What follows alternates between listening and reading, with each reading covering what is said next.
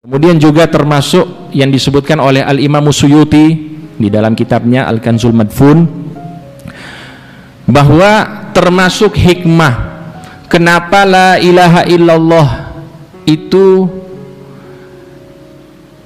pemilihan hurufnya itu kok la ilaha illallah bukan yang lain. Beliau menyebutkan dua hikmah. Yang pertama, bahwa huruf la ilaha illallah ini tidak ada huruf syafawiyah, huruf bibir. Jadi ada makhraj huruf, tempat keluar huruf. Secara umum ada dua, ada jaufiyah, huruf yang ada yang berasal dari dalam tubuh, ada yang syafawiyah yang berasal dari bibir. Huruf yang berasal dari bibir ada 4: waw, ba, fa, mim. La ilaha illallah itu tidak ada keempat huruf ini. Tapi kalau zikir-zikir yang lain ada. Subhanallah ada baknya, walhamdulillah ada mimnya, la haula ada wawnya. Silahkan dicari. Ini kata Imam Suyuti.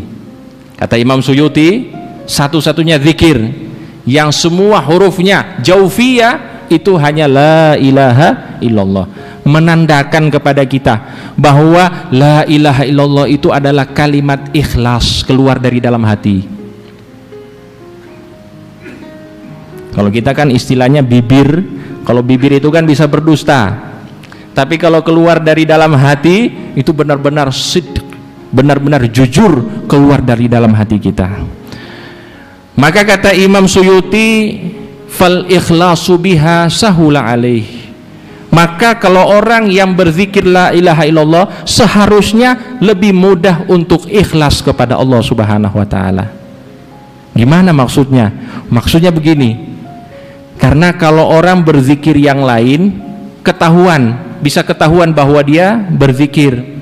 Tapi kalau dia berzikir la ilaha illallah itu bisa menyembunyikan zikirnya. Karena apa? Karena huruf-hurufnya itu bukan huruf-huruf bibir. Saya contohkan ini supaya jelas.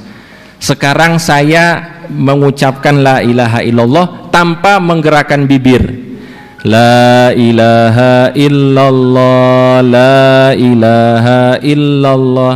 Bergerak bibir saya? Tidak bergerak. Maka kalau orang zikir la ilaha illallah ini sebenarnya harus lebih ikhlas. Karena lagi duduk diam-diam la ilaha illallah, tinggal dikecilkan saja volumenya. Jadi duduk dengan teman-teman, dengan orang-orang, duduk sambil zikir, nggak ketahuan sedang zikir, maka akan lebih dekat dengan ikhlas. Ibadah kalau ketahuan orang itu susah ikhlasnya, tapi kalau bisa disembunyikan dari orang itu akan mudah ikhlas. Itu maksud Imam Suyuti. Untuk itu zikir favorit para ulama, para aulia itu la ilaha illallah. Habib Abdullah bin Al-Haddad menyebutkan, wa yu'maru bimulazamatihi ahlul bidayah. Orang-orang masih pemula dalam zikir itu diwajibkan untuk selalu membaca la ilaha illallah, wa yarji'u ilaihi ahlun nihayah. Orang-orang yang sudah wusul, sudah ma'rifah juga tetap harus la ilaha illallah. Karena apa? Lebih dekat dengan ikhlas. Itu hikmah yang pertama yang disampaikan oleh Al-Imam As-Suyuti. Silakan dipraktekkan ya, sambil duduk ngobrol dengan teman-teman, zikir la ilaha illallah. Bibir tidak gerak, jadi tidak ketahuan sedang zikir. Tapi kalau yang lain mungkin ketahuan kita zikir. Dianggap mungkin tidak sopan, lagi ngobrol kok zikir. Itu hikmah yang pertama. Hikmah yang kedua disebutkan oleh Al-Imam Suyuti, bahwa di dalam kalimat la ilaha illallah ini huruf-hurufnya tidak terdapat titik, huruf-huruf yang bertitik kayak ba, ta, sa itu ada titiknya. Tapi kalau la ilaha illallah tidak ada titiknya. Di sini katanya isyarat bahwa la ilaha illallah ini adalah bentuk pemasrahan diri kita kepada Allah Subhanahu wa taala. tidak ada yang lain. Jadi menafikan yang lain, kemudian memasrahkan diri kita kepada Allah. At-tajarrud.